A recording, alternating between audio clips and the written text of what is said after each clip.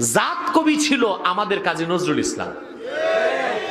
আলহামদুলিল্লাহ, এমন এক প্রতিভা আল্লাহ তাকে দান করেছিলেন, নোবেল পাওয়ার যোগ্য ছিল তো নজরুল। রবীন্দ্রনাথ কেন পাইল?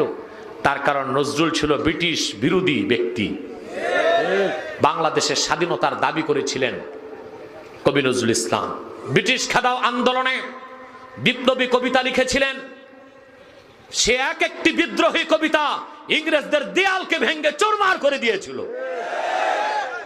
সে নজরুলের সাথে আমরা বাংলাদেশে বেইনসাফি করি, ঠিক কিনা?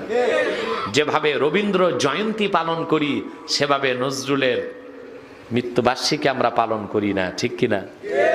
করি আমরা। নজরুলকে একটু ভালো লাগে, আমার নুননবী শানে উনি কবিতা লিখে গেছেন। সুবহানাল্লাহ, সুবহানাল্লাহ। নজরুলের কবিতা কোথায় যে সুবহানাল্লাহ চিন্তা করতে পারবেন না।